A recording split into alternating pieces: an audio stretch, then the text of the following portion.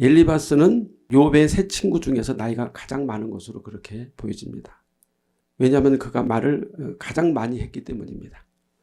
엘리바스라는 이름의 뜻을 보면은 금의 하나님이라고 볼 수 있는데 이 이름의 뜻을 두 가지로 생각할 수 있습니다. 하나님을 금처럼 여긴다, 또는 금을 하나님으로 섬긴다, 이런 이중적인 의미가 있습니다.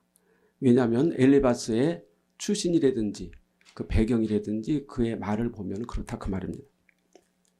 그래서 엘리바스는 하나님을 섬기되 황금도 역시 숭배하는 자다. 엘리바스는 누구일까요? 그는 에돔 족속이 거하는 세일산에 있는 페트라라고 하는 천연 요새에 살고 있었고 대만 부족의 왕이었을 것이다. 이렇게 이제 성경 말씀에서 유추해 볼 수 있어요. 엘리바스는 에서의 장자이며 그의 첫 딥나를 통해서 아말렉을 낳았다고 창세기 36장 12절에서 말씀합니다. 일반적으로 주석가들은 엘리바스가 에서의 장자라 이렇게 주석하고 있습니다. 그런데 그 엘리바스의 후손인 아말렉, 이 아말렉은 우리가 너무나 잘 알죠. 아라비아 사막을 종행하면서 대상들을 약탈하는 도적대들입니다. 모세가 장정만 60만 명이 되는 이스라엘 백성들을 이끌고 여자들과 노인까지 아이들까지 합하면 약 수백만 명이 되는데 그러한 이스라엘 백성들을 이끌고 광야에 나왔습니다. 그런데 신광야에 나와서 보니까 물이 없어서 고통을 당하고 있었어요. 그때 지친 무리들을 약탈하기 위해서 뒤에서 공격한 자들이 아말렉입니다. 다시 말하면 뒤통수를 쳤다, 이렇게 볼 수가 있죠. 아말렉은 왜 광야에서 유리방황하는 이스라엘 무리들을 공격했을까요? 강도짓으로 단련된 아말렉은 이스라엘 백성들이 애굽에서 나올 때 은금 패물 가축들을 많이 가지고 나왔음을 알고 있었고 그것들을 약탈하기 위해서 급습했다 하는 사실입니다. 하나님께서 이스라엘 백성들에게 애굽의 은금 패물 또 가축들을 재물들을 많이 가지고 나오도록 하신 것은 광야에 성막을 세우라고 하신 것입니다. 성막의 재료예요. 그런데 강도짓을 하는 아말렉이 그것을 빼앗으려고 했다. 그래서 하나님은 결코 용서하지 않으셔서 출애굽기 17장 14절에 보면 아말렉을 없이하여 천하에서 기억도 못하게 하리라. 굉장히 엄청난 말씀하셨어요. 역사가들의 말에 의하면 에돔의 후손들은 후에 이두메인으로 탈바꿈했고 우리가 잘 아는 헤롯 왕, 예수님이 동정조 탄생을 했을 때 군사들을 풀어 죽이려고 했던 대헤롯 왕이 바로 이두메인이었다 하는 사실입니다. 그래서 이스라엘 역사에서 보면 에서는 야곱과 헤어진 후에 에돔 족속을 이루어서 이스라엘을 대적하는 가장 가까운 원수가 되었고 예수님의 구원 사역을 방해하려고 하나님의 나라를 대적하는 헤롯 왕가에게서 이두메인이라고 하는 그 맥을 이어왔고 마지막으로 예수 믿는 성도들을 핍박하고 말세 그리스도 교회를 파괴하려는 사탄의 회가 될 것이다. 이렇게 역사적으로 볼 수 있습니다. 하나님의 장자권보다 팥죽 한 그릇에 더 탐했던 에서의 작은 욕망이 나비 효과가 되어서 결국 그리스도를 대적하고 하나님의 나라를 대적하는 거대하게 되어버렸다. 팥죽 한 그릇이 결국은 적그리스도가 되는 것입니다. 그러므로 우리는 작은 욕망, 작은 악이 나중에 우리 생명을 파괴하고 진리이신 예수 그리스도를 대적하는 거대 악이 된다는 사실을 잊어서는 안 된다 하는 것입니다. 눈에 보이는 것으로 판단하는 에서의 후손 엘리바스. 엘리바스는 첫째로 위로자의 입장에서 두 개의 장을 걸쳐서 길고 엄한 충고를 욥에게 말했습니다. 엘리바스의 말이 많지만 오늘 이 4장 말씀을 통해서 그 내용을 요약하면 이와 같습니다. 첫째는 말을 안 하려고 했는데 도저히 참을 수가 없다. 한글 성경 본문에는 이렇게 나와 있습니다. 누가 내게 말하면 내가 실증을 내겠느냐? 누가 참고 말하지 아니하겠느냐? 2절에 기록되어 있는데 쉬운 성경 번역으로 하면 이렇습니다. 만일 누군가가 감히 너에게 한마디 말을 한다면 너는 짜증내겠지? 그러나 누가 너의 이 상황을 보고 가만히 있을 자가 있느냐? 제가 조금 더 쉽게 고쳐서 말하면 내가 한마디 하겠는데 기분 나쁘더라도 좀 들어주게나. 지금 당신을 보면서 내가 입을 다물고 있을 수가 없단 말이야. 이렇게 엘리바스가 욥에게 말하는 것입니다. 엘리바스는 욥의 겉으로 나타난 현재 상태에 대해서 언급하지 않을 수가 없다고 말하는 것입니다. 엘리바스는 욥에게 나타난 현실적인 문제에 대해서 조언을 해주고 싶다. 네 모양을 봐라. 네 꼬라지를 봐라. 이런 뜻이죠. 실상 욥이 아무리 나는 현재 나에게 나타난 재앙에 대해서 내 잘못이 없다, 나는 혐의가 없다고 아무리 주장을 해도 보여지는 것이 증거하고 있잖아요. 네 모양을 봐라. 이것이 너의 신앙을 증명하는 것이다. 그래서 너는 입이 10개라도 뭐라고 변명할 수가 없어. 이런 상태죠.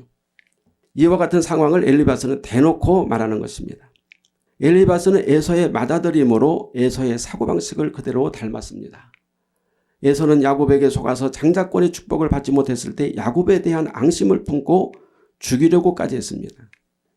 그런데 그 이유는 야곱이 에서가 받을 아버지 이삭의 산업을 가로챘다고 생각했기 때문입니다. 단지 장자권이 문제가 아니고 아버지 이삭의 산업을 이놈이 동생 놈이 가로챘구나. 그래서 분해서 억울해서 견딜 수가 없었어요. 그런데 야곱은 이삭의 산업을 하나도 건드리지 않고 리브가가 싸준 개나리 보찜을 하나 들쳐매고 주랭랑을 쳐서 20년 만에 돌아왔어요. 자수성가 있죠. 자기가 생고생해서 부인들과 그리고 자식들과 많은 재산을 일구고 왔어요. 야곱은 에서를 만날 때 야복강가에서 여호와 하나님에게 에서에게서 구해주세요 하고 밤새도록 씨름을 했지만 에서는 이미 야곱에 대한 앙금이 다 사라져버린 상태였습니다. 왜 그랬을까요? 이미 에서는 이삭의 산업을 다 차지했고 더 많은 재산을 불려놓았기 때문에 야곱이 빼앗은 장자권에 대해서는 아무런 관심도 미련도 없었어요. 그래, 장자권 가져. 나는 아버지 이삭의 재산을 다 내가 차지하고 있었고 더 많은 재산을 불렸거든. 장자권 너나 가져. 이렇게 생각했던 것이죠. 에서가 조상들의 믿음을 이어받아 믿음의 조상이 되는 것은 아예 관심이 없었고 오직 이삭의 산업과 재산만 관심이 있었는데 야곱이 고스란히 놓고 도망갔으니 더 이상 야곱과 싸울 필요가 없었던 것입니다. 그런데 야곱은 왜 밤이 맞도록 야복강가에서 그렇게 씨름을 하면서 천사와 씨름하면서 애걸복걸을 했을까요? 그 상황을 몰랐으니까. 우리가 상황을 모르기 때문에 더 기도하고 하나님 앞에 매달리는 거예요. 이와 같이 에서는 눈에 보이는 것이 전부였고 눈에 보이는 것을 하나님으로 삼은 자입니다. 이러한 자를 성경은 뭐라고 말합니까? 망령되다 그랬어요. 모든 것을 눈으로 보이는 것만으로 판단하고 가치를 따지는 자는 여호와 하나님 편에서 볼 때 망령된 자이다. 망령되다는 말은 이교도와 같다, 사악하다, 불경하다는 뜻입니다. 다시 말하면 하나님의 거룩한 복을 눈에 보이는 것으로 현세적 행복한 삶과 물질적 풍요로 측정하는 그 생각이 이교도와 같고 악하다는 뜻이에요. 이것이 에서의 생각이었고 그의 후손인 엘리바스가 욥을 판단하는 기준이 되었다 하는 것입니다. 그래서 히브리서 12장 16절에 음행하는 자와 혹 한 그릇 음식을 위하여 장자의 명분을 판 에서와 같이 망령된 자가 없도록 살피라고 히브리서 저자는 경고하고 있습니다. 우리는 하나님의 거룩하심과 능력을 물질적인 것으로 눈에 보이는 것으로 그 가치를 판단하는 망령된 생각을 버려야 된다는 것입니다. 둘째로 잘못 적용한 역지사지입니다.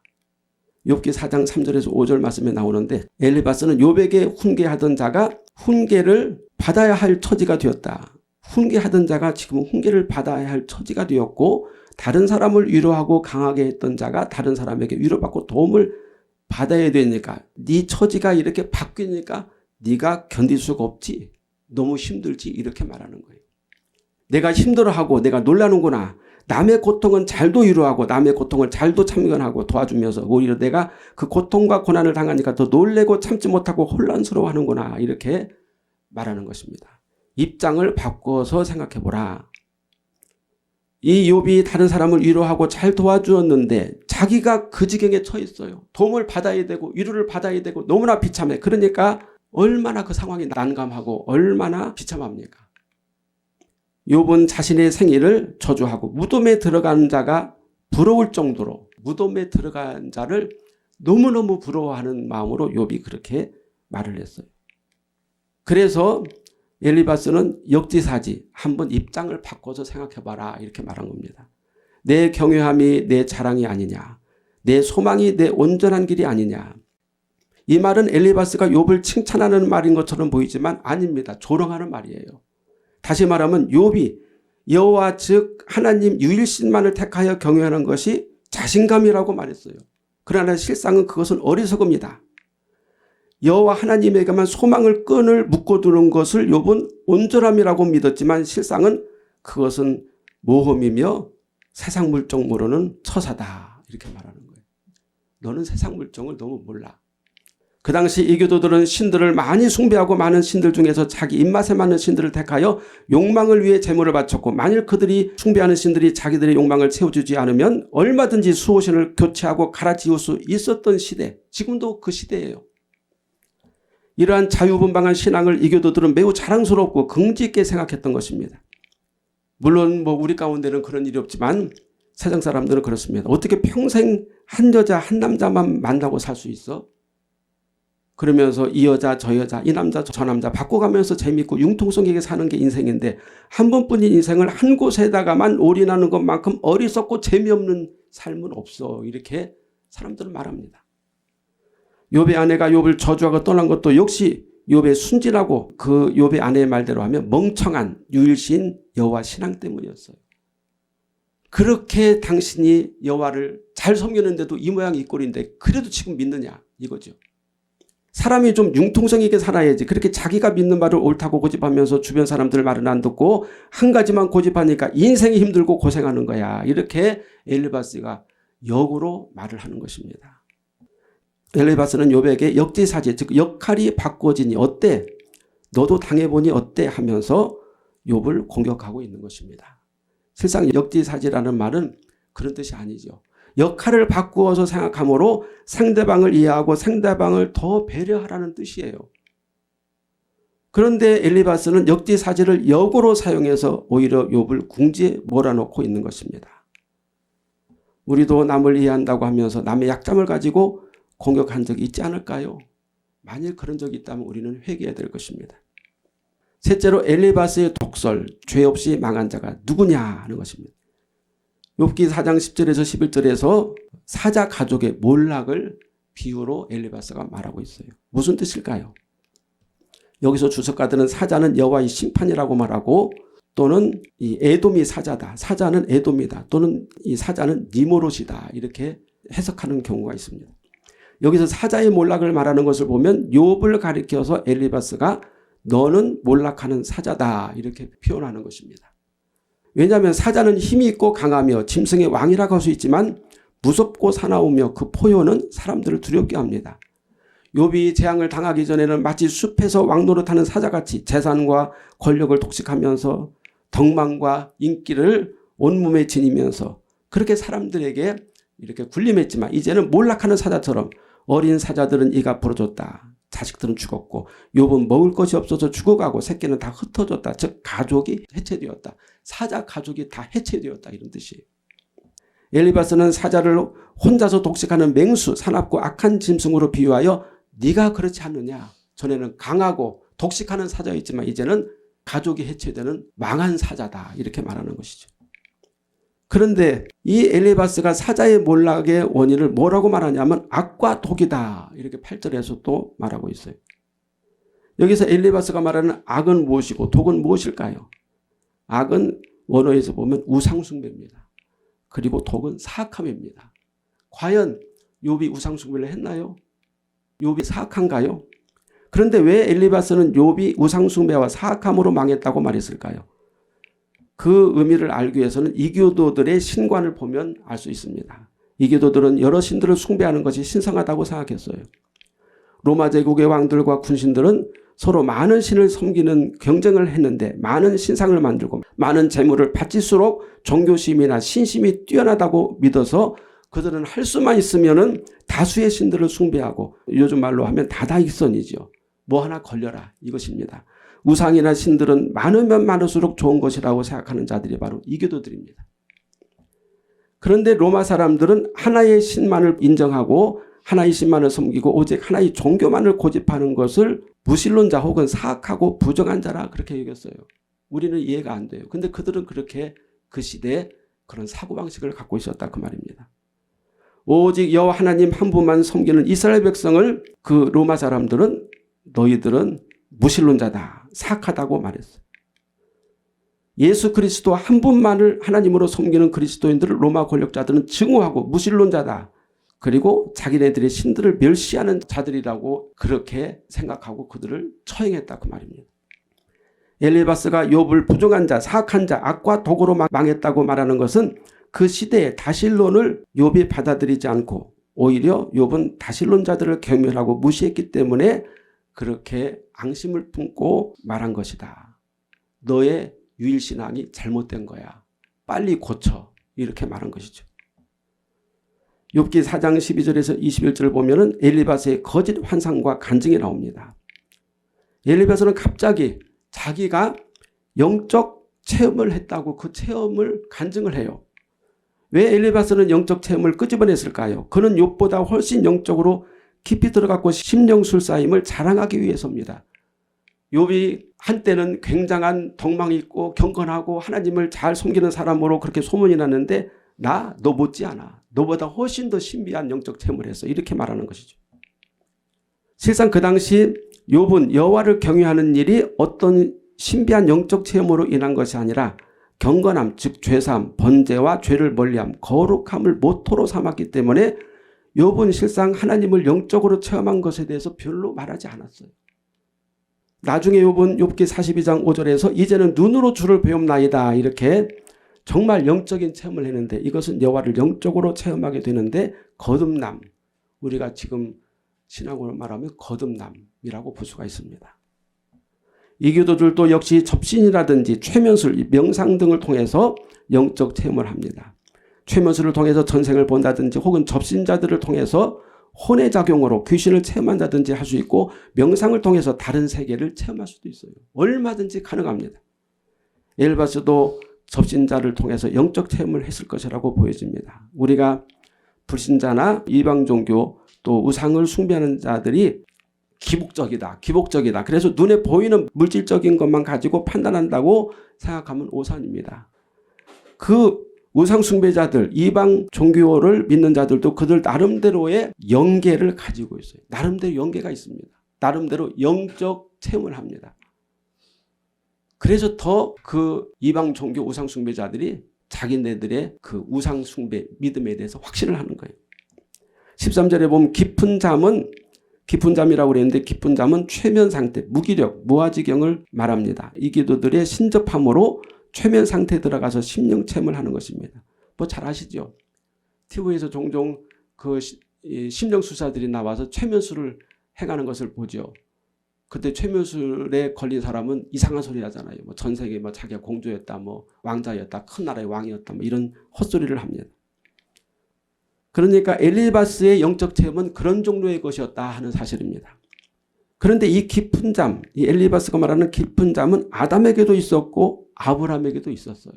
실상 하나님은 아담을 깊은 잠에 빠지게 하고서는 갈비뼈를 빼내어 여자를 만드셨고 창세기 15장에서 아브라함이 여호와께 번제물을 바친 후에 깊은 잠에 빠졌다가 큰 흑암과 두려움, 즉 히브리인들의 400년간의 애굽 노예 생활을 환상으로 보게 되었어요. 엘리바스가 깊은 잠, 최면 상태, 무의식 상태에 빠진 것은 여호와 하나님에 의해서 되어진 것이 아니라 그 당시 이교도의 심령술로 인해서 되어진 것입니다. 12절에 보면 가만히 이르고라는 단어가 있는데 이 뜻은 속임수로 심령 체험을 하게 되었는데 이 속임수로라는 뜻이 있어요. 슬쩍 속임수로 귀신의 장난을 의미합니다. 그 가느다란 소리는 내 귀에 들려 가느다란 소리는 귀에 대고 속살거리는 소리. 귀신이 속살거리는 소리예요. 우리가 성경에 보면 속살거리다 하는 말이 있는데 그것은 하나님이 주시는 말씀이 아니에요. 귀신의 속살거림입니다. 13절에 생각이 번거로울 때라는 말은 불안을 조성하는 어떤 감성에 빠질 때라는 뜻입니다. 엘리바스의 심령 체험은 전형적인 최면 상태에서 아주 개인적인 체험을 영적으로 하고 있었다는 것입니다. 최면은 최면술사에 의해서도 되지만 최면술사가 하기도 하지만 스스로 자기 최면을 걸 수도 있어요. 지금도 자기 최면, 그거를 마인드 컨트롤이라고 그러죠. 영상요법을 많이 사용합니다. 실제로. 이것을 통해서 정신을 집중한다든지 학습 효과를 또는 어떤 일의 효과를 높일 수 있다고 해서 학생들이나 직장인들이 이교적 심령 체험으로 그것을 하는 사람들도 종종 있습니다.